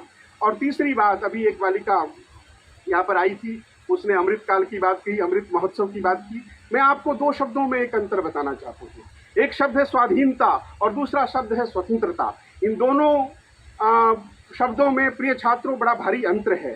स्वाधीनता आसान है, हमको स्वाधीनता प्राप्त हो गई, लेकिन ये प्रश्न है, और जो 2 भाषण हुए थे उनमें भी ये प्रश्न उठाया गया था, क्या स्वतंत्रता हमको वास्तव में प्राप्त हुई? एक आदमी को आप ताले में बंद कर दें और कुछ वो एक प्रकार से पराधीन हो गया। थोड़ी देर के बाद, कुछ दिन के बाद आप उसको ताले से तो खोल के बाहर कर दें, अब वो अपनी मर्जी से आ जा सकता है, टहल सकता है, लेकिन उसके सामने और बंदिश इस प्रकार की है कि जो दिया हुआ खाना है यही आपको खाना है, और अमुक अमुक स्थानों पर ही आपको जाना है, और अमुक अमुक वाहन से ही आपको यात्रा करनी है। इस प्रकार के यदि बंदिशें रहेंगी तो आप उसको वास्तविक, बेशक आप ताले से बाहर आ गए, उसको स्वतंत्रता कह सकते हैं क्या? तो ये स्वतंत्रता क्या है? स्वतंत्रता है नहीं अपना तंत्र। अभी तो तंत्र किसका चल रहा था देश में? आपने देखा कि 200-300 सालों में अंग्रेजों ने एक ऐसा तंत्र बनाया अपने देश में कि वो लंबे समय तक भारत में हुकूमत कर सके। उसके लिए उन्होंने शिक्षा की व्यवस्था बनाई, उसके लिए उन्होंने कानून की व्यवस्था बनाई, उसके लिए उन्होंने परिवहन की व्यवस्था बनाई और उसके लिए उन्होंने संचार की व्यवस्थाएं बनाई। सब व्यवस्थाओं के बनाने के पीछे का उद्देश्य वो भारतीयों का हित कतई नहीं था। कई बार कुछ इतिहासकार बेईमानी करके ये बताने की चेष्टा करते हैं कि अमुक अमुक चीजें तो भारतीयों के हित के लिए बनाई गई थी। अंग्रेज रेल जो है भारत के हित के लिए बनाई गई, लेकिन रेल का कभी आप मैप देखिए, कौन से स्थानों पर रेल बनाई गई थी? जिन स्थानों पर से उनको खनिज पदार्थों को और लेकर के जाना था, उन स्थानों पर उन्होंने रेल बनाई थी। तो अभी 3 दिन पहले और हमारी लोकसभा में मानसून सत्र चल रहा था, गृह मंत्री जी ने 3 कानून पेश किए। एक कानून था इंडियन जो सिविल प्रोसीजर कोड है, IPC, इंडियन पेनल कोड है, और एक क्रिमिनल प्रोसीजर कोड है, CRPC जिसको हम कहते हैं, और तीसरा एक इंडियन एविडेंस एक्ट है। इन तीनों को संशोधित करके और उन्होंने वो कुछ नए कानून प्रस्तुत किए, जिनमें 500 के करीब, 500 से अधिक और अमेंडमेंट्स किए गए, सुधार किए गए हैं। आपने गृह मंत्री का भाषण उस अवसर पर सुना हो तो उन्होंने क्या बताया कि हम एक लेगेसी को ढो रहे थे, जो तंत्र बनाया गया था अंग्रेजों के द्वारा, हम उस तंत्र को ढो रहे थे। यदि कोई आदमी किसी की हत्या कर देता है, कौन सी धारा लगती है? धारा 302 लगती है।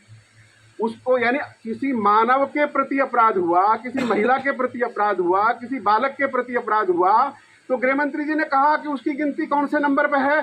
300 से ज्यादा नंबर पर। लेकिन आपने किसी सरकारी कर्मचारी के काम में बाधा डाली, वो भी एक अपराध है, लेकिन उस अपराध की गिनती बहुत नीचे के स्तर पर है। आपने सरकार की आलोचना कर दी, सेडिशन, राजद्रोह का नंबर बहुत नीचे है। यानी उन कानूनों को बनाने वालों की नजर में सरकार के प्रति अपराध ये ज्यादा महत्वपूर्ण थे, ये ज्यादा संगीन थे, और मनुष्यता के प्रति किया गया अपराध वह कम संगीन था। तो ऐसी सब बातों को जो जिसको कहना चाहिए कि जो पराया तंत्र था कानून के रूप में, उसको बदलने की बात हुई है। यही व्यवस्था शिक्षा के संबंध में अभी राष्ट्रीय शिक्षा नीति 2020 लागू हुई, तो आप में से शिक्षा के विद्यार्थी हैं, टीचर हैं, तो आपने पढ़ा होगा बहुतों ने कि उसका सबसे बड़ा और एक जो संदेश है वो क्या है कि हमको भाषाई गुलामी से आज़ाद होना है। आज भी हमारी जो प्रोफेशनल एजुकेशन है वो हमको अपनी भाषा में उपलब्ध नहीं है, विदेशी भाषा में हमको तमाम प्रकार की प्रोफेशनल एजुकेशन हासिल करनी पड़ती है। तो छात्रों, यह जो बात थी कि स्वाधीनता और स्वतंत्रता का अंतर, मुझे लगता है आपको इसको अध्ययन करना चाहिए, इसको समझने की, इसके विभिन्न पक्षों को समझने की कोशिश करनी चाहिए। और उसके आधार पर आज से जो 76 वर्ष की बात हो रही थी, 76 वर्ष वालों ने, जिन्होंने 76 वर्ष जो कुछ भी किया उन्होंने किया, लेकिन आने वाला समय तो आपको देखना है, आपको संभालना है, आपके हाथ में बागडोर है। तो हमको इस स्वाधीनता को वास्तविक अर्थों में स्वतंत्रता में कैसे बदलना है, इस पर गहराई से विचार हम सभी छात्रों को करना चाहिए। इस निवेदन के साथ पुनः आपको बहुत बहुत बधाई। पूरे भारत में जो क्रांति का सूत्रपात हुआ है उसका दिग्दर्शन बहुत थोड़े से समय में आपने कराया है, और विभाजन विभीषिका स्मृति दिवस को भी आपने साथ साथ लिया है। कल बहुत संक्षिप्त सी चर्चा अपनी भी इस बारे में हुई थी, और लगभग 10 लाख लोग मरे हैं, और लगभग अगर मैं गलत नहीं हूँ तो 1,45,00,000 के आसपास का आंकड़ा है कि इतने लोग विस्थापित हुए थे। खैर, बहुत सारी चीज़ें हैं जिनकी ओर ध्यान जाना ही चाहिए, और ये दिन ऐसे होते हैं, उस दिन हम पूरी तरह से सारे कार्यों को विश्राम देकर एक चिंतन करने का प्रयास करते हैं कि आखिरकार अतीत से हमारा नाता क्या है, आखिरकार हम किस पृष्ठभूमि पर बैठे हैं, और हमारा भविष्य क्या होने वाला है यदि हमने अपनी आंखें ठीक ठीक नहीं खोली।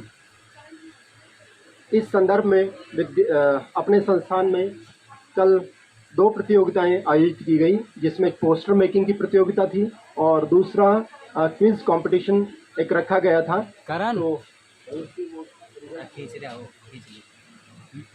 और पिछले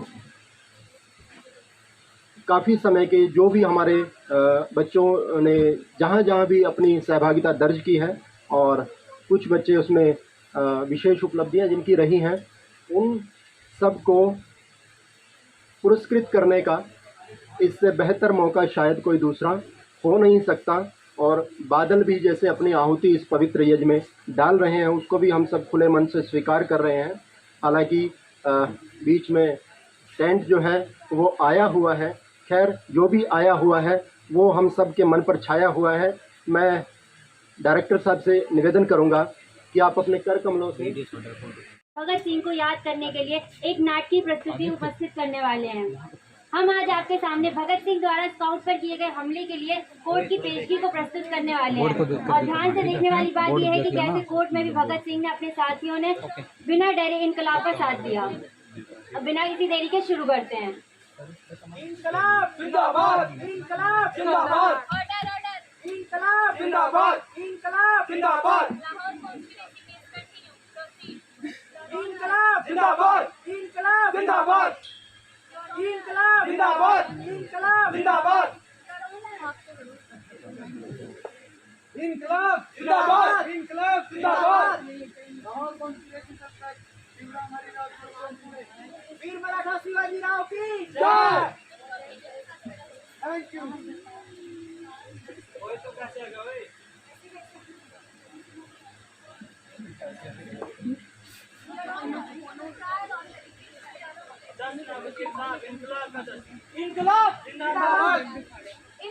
इनकलाब, what the hell is your inquilab? इनकलाब का मतलब भी समझते हो? इनकलाब एक लड़ाई है, जुल्म और नाइंसाफी के खिलाफ। इनकलाब एक हथियार है, आदमी को आदमी का शोषण रोकने के लिए। इनकलाब एक ऐलान है, देश को नौजवानों में एकजुट करने के लिए। इनकलाब एक चेतावनी है, इस सरकार को होशियार करने के लिए। इनकलाब एक पुकार है, सोए हुए आवाम को उठाने के लिए। इनकलाब एक आवाज है, सोए जमीन को जगाने के लिए।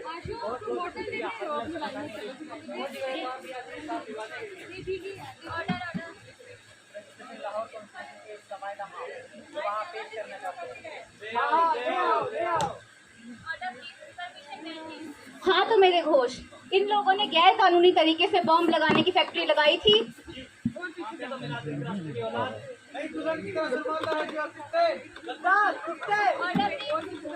आपने इनकी सहायता की थी या नहीं? हमारा गवाह पेश हो चुका है।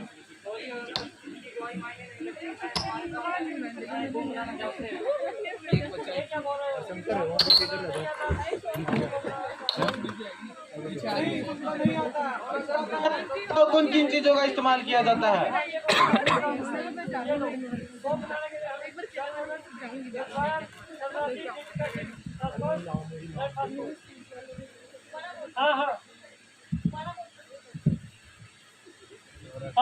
बम बनाना मुश्किल काम है। हमें बम बनाने के लिए गन कॉटन, गज wire, sulphur acid, nitric acid, red phosphorus, red paper bomb की कैप के लिए और आयरन पीसीस बम की क्लिप के लिए। क्यों राजगुरु, बोलो सही बोल रहे हैं ना?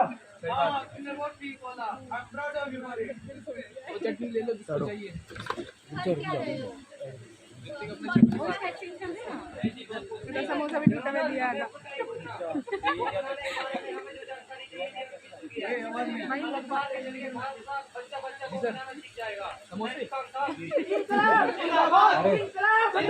तो देखा आपने कितनी गंभीरता के साथ कोर्ट में भी भगत सिंह ने अपनी बुद्धि बल का इस्तेमाल किया और देश के बच्चे बच्चे को क्रांति के लिए प्रेरित किया। वो जानते थे कि कोर्ट में बैठे पत्रकार अपनी पत्रिका और अखबार के जरिए पूरे देश को क्रांति का संदेश दे रहे हैं, जिसमें उन्होंने बॉम्ब बनाकर देश को बचाने के लिए नौजवानों को प्रेरित किया। अब आइए देखते हैं अगली पेशगी में क्या हुआ। इनकलाब जिंदाबाद, साम्राज्यवाद मुर्दाबाद, इनकलाब जिंदाबाद, साम्राज्यवाद मुर्दाबाद।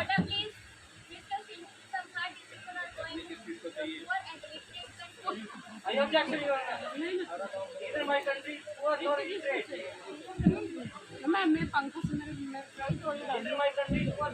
लिए भी ले लेता है भाई। और एक वायरलेस माइक। हम क्या चोर बोलते हो? तुम्हारी रानी तक हमारे यहीं से जुड़ा हुआ हीरा पहन कर ला दिया। चोर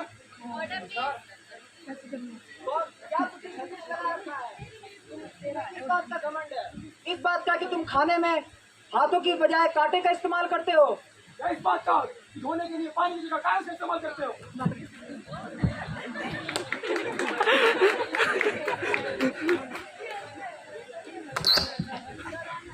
कोर्ट का कीमती समय बर्बाद कर रहे हैं। आप मुझे विटनेस पेश करने की परमिशन दें। जयपाल, मिस्टर जयपाल को बुलाया जाए। मिस्टर जयपाल, कोर्ट को सारी सच्चाई बताएं। जज साहब, मेरा बयान बिल्कुल सच है। कोर्ट को मारने का प्लान भगत सिंह, राजगुरु, सुखदेव तीनों ने मिलकर बनाया है। और फिर एक गलत गवाही के बाद भगत सिंह, राजगुरु, सुखदेव तीनों को फांसी की सजा सुना दी गई और तीनों को अपना बलिदान देना पड़ा। अब आगे देखते हैं कितने संयम से उन्होंने अपने कर्म को अपनाया और फांसी की सजा को भी देश के लिए हंसते हंसते गले लगा लिया।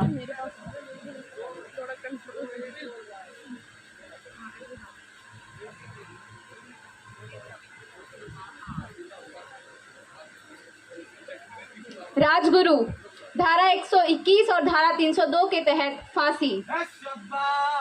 सुखदेव, धारा 121 और धारा 302 के तहत फांसी।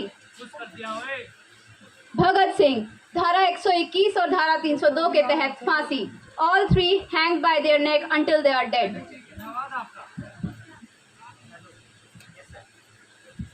करतार सिंह, भगत सिंह, राजगुरु और सुखदेव की फांसी की तैयारी करो। सर, अभी इनकी फांसी तो कल को है। नहीं, ऑर्डर्स आए हैं कि इनकी फांसी आज ही होगी, शाम 7 बजे।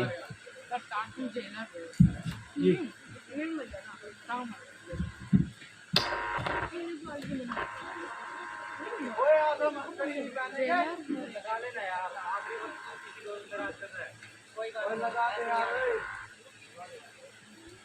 कोई बात नहीं, ऐसे ही आने दो। आज आपको देखने में मिले कैसे हिंदुस्तानी क्रांतिवीर मौत को गले लगा लेते हैं। आज आपको देखने को मिलेगा कैसे हिंदुस्तानी क्रांतिवीर हंसते हंसते मौत को गले लगा लेते हैं। लक्की, वेरी लक्की। कोई आखिरी ख्वाहिश तुम लोगों की? हमारी आखिरी ख्वाहिश है, हम एक बार गले मिलना चाहते हैं। हाथ खोल दो इनके।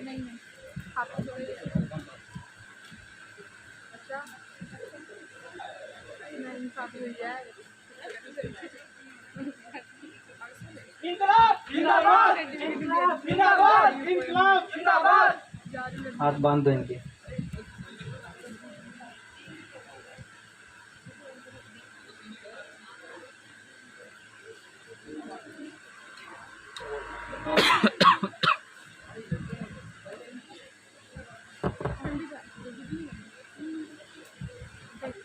हम जिएंगे तो इस भारत के लिए और मरेंगे तो इस भारत के लिए, और मरने के बाद भी गंगा जल में बहती हुई कोई हमारी अस्थियों को कान लगा के सुनेगा तो इनकलाब जिंदाबाद की आवाज सुनाई देगी। इस तरह हमारी धरती के 3 वीरों को खोया। धन्यवाद। उम्मीद है आपको हमारी पेशकश पसंद आई होगी। मैं धन्यवाद करती हूँ इस मंच का और आप सबका जिन्होंने अपना कीमती समय हमको दिया।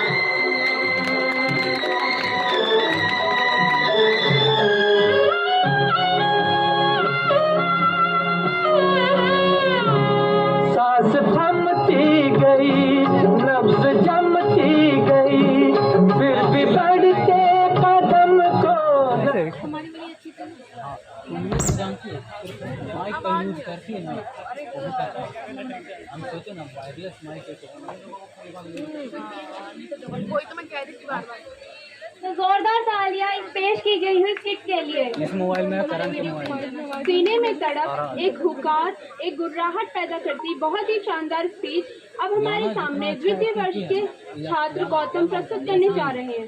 जोरदार तालियों से स्वागत।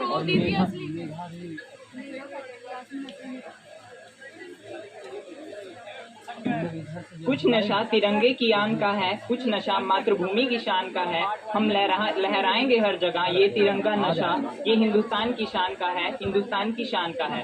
परम सम्मानीय डायरेक्टर सर एवं मेरे आदरणीय अध्यापकगण और मेरे आज़ादी का असली मतलब वही समझ सकते हैं जिसने गुलामी की हो। हम सबको पता है कि बहुत सी कुर्बानियों के बाद ही हमें यह आज़ादी मिली है। हम सभी सौभाग्यशाली हैं जो हमने स्वतंत्र भारत में जन्म लिया। लोग मर जाते थे, कट जाते थे तो अपने देश के लिए। उसके बाद 62वें, 65वें और 71वें के युद्धों में अपना सुहाग गवा देने वाली औरत के घर के हालात कुछ ऐसे हो जाते थे कि प्यार भी भरपूर गया, मांग का सिंदूर गया, नन्हे नौनिहालों की लंगोटियां चली गई, छोटी छोटी बेटियों की चोटियां चली गई, बाप की कमाई गई, भाई की पढ़ाई गई। ऐसा एक विस्फोट हुआ, पता ही चला नहीं, पूरे जिस्म की ही कई बोटियां चली गई। और आपके लिए तो एक आदमी गया है साहब, आपके लिए तो एक आदमी गया है साहब, किंतु मेरे घर की तो रोटियां ही चली गई, रोटियां ही चली गई। उस वक्त इस तरह मैं नहीं मानता कि फेसबुक और व्हाट्सएप की डीपी को 3 रंगों में रंगना ही देशभक्ति है। और यदि आप कहेंगे कि साल में 2 बार हाथ में तिरंगा ले लेना ही देशभक्ति है, तो मैं पूछना चाहूँगा कि फुटपाथ पे रहने वाला, ट्रैफिक की छांव में नंगे पैर तिरंगा बेचने वाला बच्चा, क्या इसे आप उसकी देशभक्ति कहेंगे? इस पर मैं एक ही बात कहना चाहूँगा, ना मस्जिद को जानते हैं, ना शिवालों को जानते हैं। जो पेट के भूखे होते हैं ना, वो सिर्फ भोजन के निवाले को जानते हैं। हमारी देशभक्ति तब आहत होती है जब एक बेटा अपने बूढ़े माँ बाप को वृद्धाश्रम की चौखट पर छोड़ाता है। दोहरा उठती है वो देशभक्ति जब मुसीबत में पड़े लोगों की जान बचाने से ज्यादा हम सेल्फी लेकर अपने लाइक बढ़ाने में लगे रहते हैं। हम ना एक ऐसे समाज में रहते हैं जहाँ लड़कों से बात करते देख जो भाई भड़कते हैं, जहाँ लड़कों से बात करते देख जो भाई भड़कते हैं, वही भाई घर में अपनी गर्लफ्रेंड के किस्से हंस हंस कर सुनाते हैं। और बता दूं कि महिला सुरक्षा के मामले में हम आज भी चौथे नंबर पर आते हैं। मजदूर को मजदूर समझिए, मजबूर नहीं। गरीब को काम दीजिए, दान नहीं। और अगर देने के इच्छुक है ना, तो जीते जी रक्तदान दीजिए और मरने के बाद अंगदान देकर किसी मरते हुए को जीवन दान दीजिए। उस पार चलो सभ्यता जहाँ कुचली जाती, इंसान जहाँ बेचा जाता, ईमान खरीदा जाता है। इस्लाम सिस्कियाँ भरता है, डॉलर मन में मुस्काता है। भूखों को गोली, नंगों को हथियार पहनाए जाते हैं। सूखे कंठों से जिहादी नारे लगवाए जाते हैं। लाहौर, कराची, ढाका पर मातम की है काली छाया। पख्तूनों पर, गिलगित पर है गमगीन गुलामी का साया। बस इसलिए तो कहता हूँ आजादी अभी अधूरी है। कैसे उल्लास मनाऊं मैं, थोड़े दिन की मजबूरी है। दिन दूर नहीं, खंडित भारत को पुनः अखंड बनाएंगे। गिलगित से गारो पर्वत तक आजादी पर्व मनाएंगे। उस स्वर्ण दिवस के लिए कमर कसें, बलिदान करें। जो पाया उसमें खो न जाए, जो खोया उसका ध्यान करें। जो खोया उसका ध्यान करें, जो खोया उसका ध्यान करें। धन्यवाद।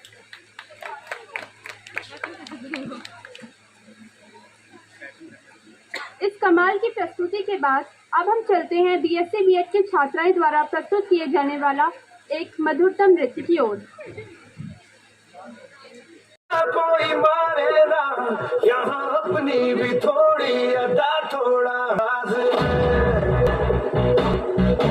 ऐसे है चाहे वैसे है, अरे जो भी है जैसे है, खुद पे हम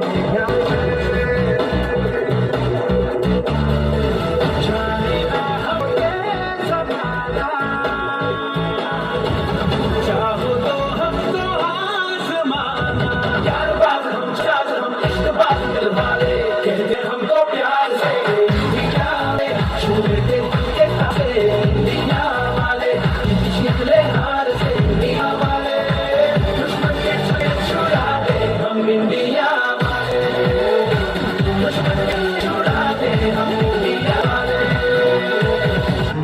सुनो गौर से दुनिया वालों, बुरी नजर ना हम डालो। सुनो गौर से दुनिया वालों, बुरी नजर ना हम पे डालो। जितना जोर लगा लो, सबसे आगे होंगे हिंदुस्तानी। सुनो गौर से दुनिया वालों, बुरी नजर ना हम पे डालो। चाहे जोर लगा लो, से आगे होंगे क्या है तुम भी कहो, हम भी कहा है जो तुम भी कहो।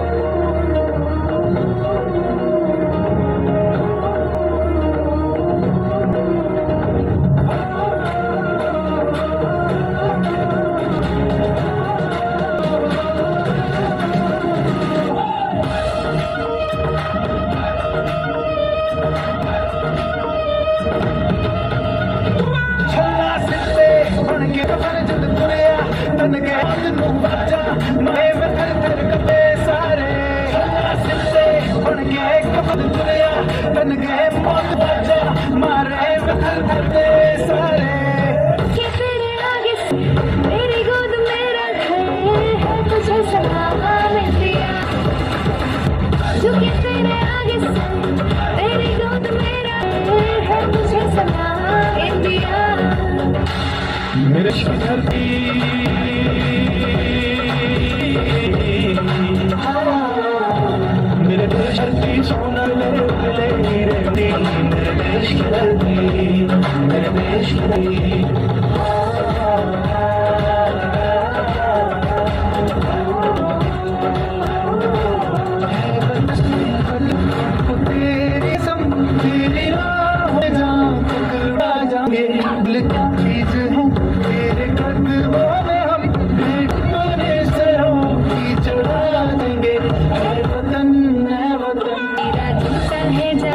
इंग्लिस्तान सर पे लाल टोपी रूसी फिर भी है हिंदुस्तानी मेरा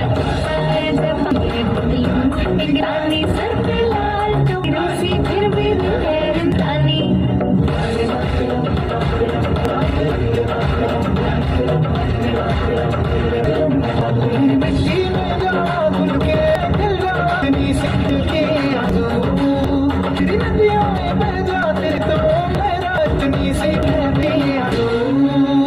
जहाँ डाल डबे सोने चिड़िया करती बसेरा वो भारत देश है मेरा, वो भारत देश मेरा।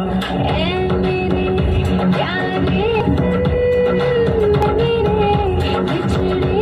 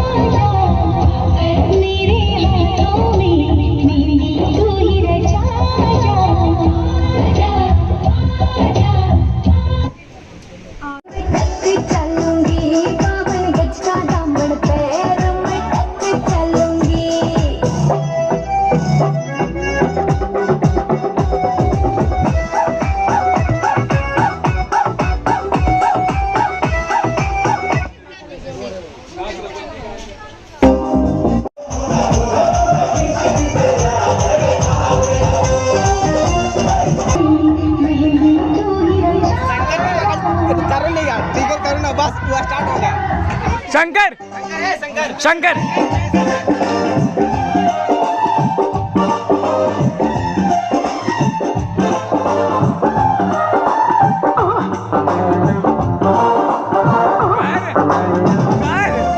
किस डिस्को में जाए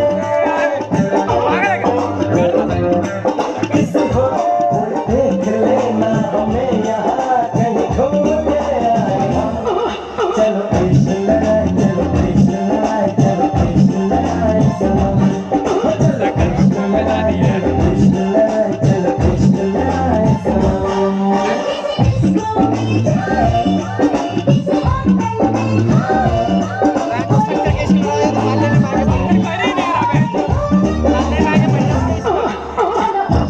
Thank you.